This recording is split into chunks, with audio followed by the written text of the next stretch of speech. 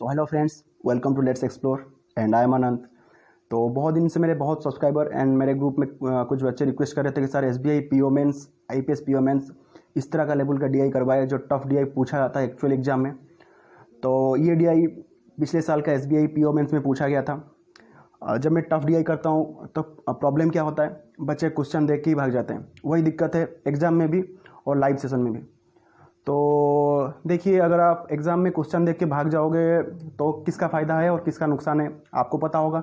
अगर आप समझने की कोशिश करोगे तो मैं आपको बेहतर वे में समझा सकूंगा कि कैसे इजीली कर सकते हैं या हम टफ डीआई को भी। अगर आप नहीं समझना चाहते हो तो ठीक है, जाओ फिर अब अगले साल आ जाना। मैं तो यहीं पे हूँ, पढ़ा रहा हूँ। फिर अगले साल आ जाना जब एग्ज़ाम क्लियर ना हो, क्योंकि एग्ज़ाम में तो टफ वाला डीआई पूछा जाएगा क्योंकि एसबीआई है। तो ये क्वेश्चन पिछले साल एसबीआई पीओ मेंस में पूछा गया था, तो इस साल आप एक्सपेक्ट कर सकते हो एसबीआई क्लर्क मेंस में भी इस तरह का डीआई पूछा जा सकता है। तो ये फनल वाला डीआई है, देख सकते हो। ये क्वेश्चन देख के ही डर लग रहा है, तो बच्चों ने क्या किया, क्वेश्चन देखा और भाग लिए, सॉल्व नहीं किया, कोशिश नहीं किया कि हम कर सकते हैं कि नहीं। टाइम था हमारे पास लेकिन हमने 1 मिनट भी वेस्ट नहीं किया इसके ऊपर, सीधा देखा और स्किप कर गए। तो वही दिक्कत है। चलो ढूंढते हैं कहीं ईजी है, लेकिन यही ईजी था। ढूंढना उसी तरह है जैसे एसबीआई पीओ मेंस एग्जाम में जो क्वेश्चन पूछे जाते हैं वो टफ लेवल के रहते हैं। तो उसमें से आपको ढूंढना है कि कौन सा करने लायक है, ना कि कौन सा डर लग रहा है देख के। वो जो क्वेश्चन सबसे ज़्यादा डर लगता है, मैं आपको बोलना चाहूँगा, जितना मेरा मेंस का एक्सपीरियंस है, मैंने बहुत सारे mains, SBI PO mains, IBPS PO mains, RRB PO mains clear किया है, 2 बार क्लियर किया है। तो जितना मेरा एक्सपीरियंस है क्वांट्स में एंड रीजनिंग में या फिर इंग्लिश में, जो क्वेश्चन आपको सबसे ज़्यादा डर लगता है ना देख के, वही क्वेश्चन सबसे ज़्यादा ईजी होता है। तो उसको पकड़ना है। तो ये आप देख सकते हो, डाटा दिया गया है, थोड़ा समझ लेते हैं कि क्या पूछा गया है। Data available for different stages of process of loan distribution fair. तो एक लोन मिला था, तो वहाँ पे डिफरेंट प्रोसीजर हैं, डिफरेंट स्टेप्स हैं, उसको डिस्क्राइब किया गया है। पहला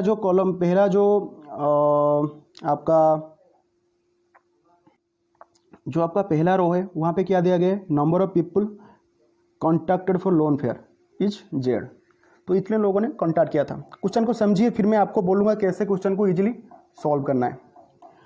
number of people visited loan fair x, तो ये वाला जो पार्ट है, number of people visited the loan fair. फिर आता है थर्ड पार्ट, तो फिर आता है 9600 people shown interest in loans, यानी कि इतने लोगों ने इंटरेस्ट दिखाया लोन लेने पर। फिर आ गया 32% ऑफ 9600 अप्लाइड। फिर आपका आ गया 20% who had applied are eligible. ये जो 20% है, ये किसका 20% है, इसका 20% है, जिन लोगों ने अप्लाई किया था। जो 32% ऑफ 9600 जो अप्लाई किए थे उसका 20% है, ना कि पूरा 9600 का 20% है। यहाँ पे गलत होने का चांसेस है। क्वेश्चन को समझिए और कोशिश कीजिए कि ठीक से हमें इसको इंटरप्रेट कर सकें, क्योंकि ये क्या है, ये है डाटा इंटरप्रिटेशन। तो लास्ट में क्या आता है, y% people who are eligible disburse the loan. तो ये था। तो इसके ऊपर पूछा गया था आपका 5 क्वेश्चंस। तो पहले हम इसको समझ लेते हैं। जो 9600 पीपल यहाँ पे डाटा दिया गया है, जो हमें पता है, फिर उसका 32% अप्लाइड। 9600 का 32% आप निकाल सकते हो, मैं नहीं निकाल रहा हूँ या फिर नहीं बोलने वाला हूँ कैसे निकालना है। 32% ऑफ 9600 आप निकाल सकते हो अगर आप एसबीआई पीओ मेंस का डीआई देख रहे हो। फिर उसका 20% निकाल सकते हो। मैं आपको सिर्फ क्वेश्चन बोलूँगा और कैसे सॉल्व करना है बोलूँगा, और उसका आंसर भी आपको करके इस डीआई पे दे दूँगा। तो पहला क्वेश्चन क्या था, if 6000 did not show interest. तो 6000 पीपल ने इंटरेस्ट नहीं दिखाया and 7400 people did not visit the fair. तो टोटल जो इंटरेस्ट जिन लोगों ने दिखाया, तो उसका जो टोटल नंबर कितना है, 9600, और 6000 ने इंटरेस्ट नहीं दिखाया और 7400 ने विजिट भी नहीं किया फेयर। तो find the total number people contacted. तो जो टोटल नंबर पीपल कॉन्टैक्टेड यानी कि जेड है, इसका वैल्यू क्या है, इसका वैल्यू वो है जिन लोगों ने इंटरेस्ट दिखाया, जिन लोगों ने इंटरेस्ट नहीं दिखाया, वो मिलके क्या होता है, जो लोग इंटरेस्ट दिखाए और जो लोग इंटरेस्ट नहीं दिखाए, वो मिलके क्या होते हैं, वो मिलके होते हैं total number of people who visited loan fair, वो होते हैं एक्स। फिर जो लोग फेयर को विजिट नहीं करते और जिस लोगों ने फेयर को विजिट किया, वो सब मिलके होते हैं जेड। यानी कि अगर हम इन तीनों को का एडिशन कर दें, हमें आंसर मिल जाएगा। इतना इजी क्वेश्चन पूछा गया था, इतना इजी क्वेश्चन पूछा गया था, ये पूरा एग्जाम का क्वेश्चन है, फिर भी बच्चे भाग गए। ये दो नंबर का क्वेश्चन था, 2 नंबर का क्वेश्चन था। This question carries 2 mark, but 30 second में भी ये क्वेश्चन सॉल्व हो सकता था, उससे कम में भी सॉल्व हो सकता था अगर आप एक बार समझ लो, समझना जरूरी था। लेकिन बच्चे क्या किए, भाग लिए। तो इसका जो आंसर हो जाएगा, क्या हो जाएगा आपका 9600। ये क्या है, जो इंटरेस्टेड थे, जो इंटरेस्टेड नहीं थे 6000, और जो लोग फेयर को विजिट नहीं किए 7400। अगर आप इन तीनों को मिलाओ, आपका आंसर कितना हो जाएगा, यहाँ पे हो गया आपका 6 4 10, 9 6 15, 7 22 23, यानी कि टोटल जो हो गया वो आपका है 23,000, यानी कि ऑप्शन नंबर ई है इसका सही आंसर। इतने इजी क्वेश्चन होने के बावजूद भी बच्चों ने क्वेश्चन छोड़ दिया। आप समझ सकते हो, एग्जाम का प्रेशर होता है और क्वेश्चन देख के जो डर लगता है उसको हमको भगाना है। ये सेशन इसी के लिए है। अगर आप पूरा देखोगे तो आपका जो डर है ना पीओ मेंस का, वो भाग जाएगा। PO mains, SBI PO mains सबसे इजी होता है, क्योंकि एसबीआई क्लर्क से या फिर आईबीपीएस क्लर्क से क्यों होता है, वहाँ पे क्वेश्चन टफ लेवल के पूछे जाते हैं पीओ मेंस में, और क्वेश्चन को ढूंढ ढूंढ के करना होता है। लेकिन क्लर्क में क्या होता है, हर एक क्वेश्चन को करते जाओ, जितना जल्दी कर सकते हो करते जाओ। इजी क्वेश्चन पूछे, जो जितना कर लिया वो ऊपर चला गया। लेकिन यहाँ पे जो जिसका कॉन्सेप्ट क्लियर है वही आगे जाता है। इसीलिए पीओ मेंस उन लोगों के लिए अच्छा है जिनके पास बेसिक कॉन्सेप्ट एंड बेहतर समझने की काबिलियत है। चलते हैं नेक्स्ट क्वेश्चन पे। यह आपका सेकेंड क्वेश्चन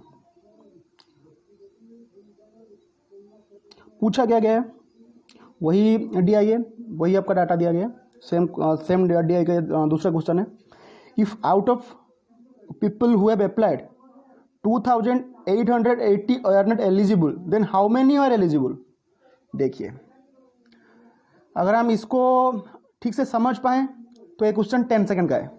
पीओ मेंस का क्वेश्चन 10 सेकंड का है, इसीलिए मैं बोलता हूं मुझे पीओ मेंस में क्वेश्चन समझने में और करने में 10 से 15 सेकंड लगते हैं विदाउट पेन एंड पेपर, क्यों मैं समझ लेता हूं।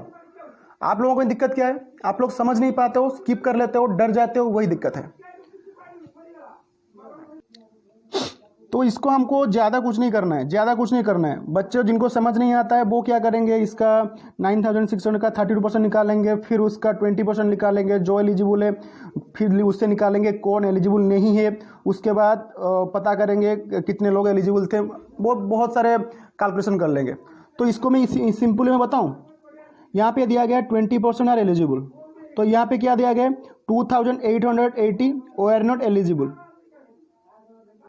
सो 2880 आर नॉट एलिजिबल। अगर 20% एलिजिबल होते हैं तो जो 2880 है इसका वैल्यू कितना होता है 80%।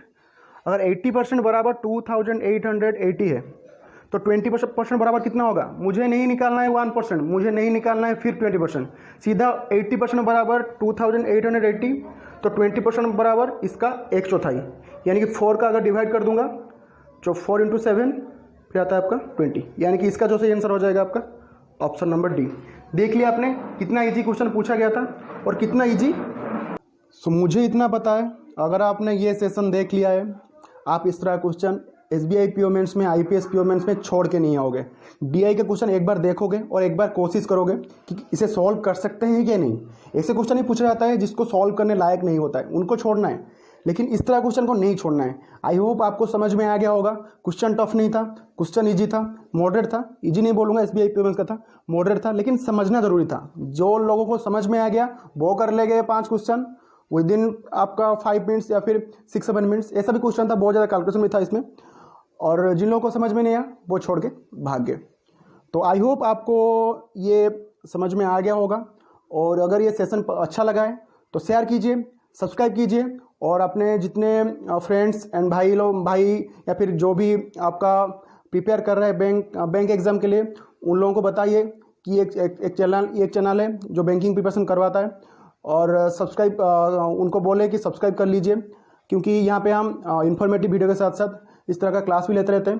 तो आई होप आपको समझ में आ गया होगा। SBI तक हम पूरा PO mains and PO pre का जितना भी क्वेश्चन हो सकता है या फिर क्लर्क मेंस का जितना भी क्वेश्चन हो सकता है मैं पूरा कवर करूंगा, ताकि आपको कहीं पे भी दिक्कत ना हो। तो आई होप आपको ये वीडियो पसंद है। वीडियो को लाइक कीजिए और शेयर कीजिए, चैनल को सब्सक्राइब कर लीजिए। मिलते हैं नेक्स्ट वीडियो पे। Thank you for watching and bye bye.